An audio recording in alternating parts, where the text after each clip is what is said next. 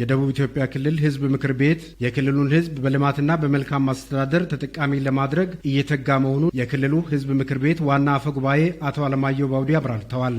በግማሽ ዓመቱ የተመዘገቡ ስኬቶችን እንደ መስፈንጠሪያና ለቀጣይ ስንቅ ወስዶ በሁሉም ዘርፎች ለማስፋት በሚያግዝ መንገድ ምክር ቤቱ ይገመግማል። በጥልቀት አይቶ አቅጣጫ ያስቀምጣል። ጉለቶችን ደግሞ ትርጉም ባለው መንገድ እንዲቀየር በማድረግ ቀጣይ የእቅድም አካል ሆኖ በማካካስ ስሌት የህዝቡን ተጠቃሚነት በሚያረጋግጥ መንገድ ሁሉም ተቋማትና የሥራ ኃላፊዎች ትኩረት ሰጥተው ርብርብ እንዲያደርጉ አቅጣጫም ያስቀምጣል። ከዚህ ባሻገር የህዝቡን ተጠቃሚነት የሚያረጋግጡ የተሻሻሉ ህጎች አሉ፣ አዋጆች አሉ።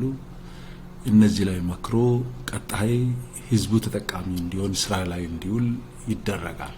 የክልሉ ህዝብ ምክር ቤት 6ኛ ዙር 5ኛ ዓመት የሥራ ዘመን 6ኛ መደበኛ ጉባኤውን በየካቲት 6 እና 7 ቀን በአርባ ምንጭ ከተማ ጋሞ ባህል ማዕከል እንደሚያካሂድ የገለጹት አፈ ጉባኤው የተለያዩ ውሳኔዎች የሚተላለፉ መሆኑን የሚናገሩት አፈ ጉባኤው የክልሉ ህዝብ በደቡብ ሬዲዮና ቴሌቪዥን ድርጅት እንዲሁም በተለያዩ የሚዲያ አማራጮች ጉባኤውን በቀጥታ እንዲከታተል አፈ ጉባኤው አሳስበዋል።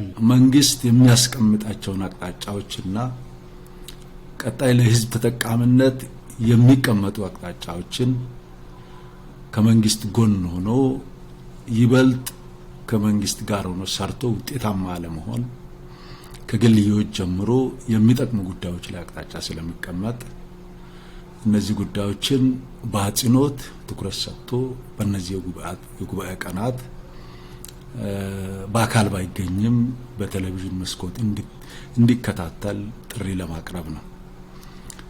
ከዚህ ባሻገር ቀጣይ በጋራ ከህዝቡ ጋር የምንሰራቸው ስራዎች ላይ በዚህ ጉባኤ ላይ የሚቀመጡ አቅጣጫዎች ወሳኝ ስለሆነ ህዝቡ እንዲጣደም ጥሪን ለማቅረብ ነው። አመሰግናለሁ።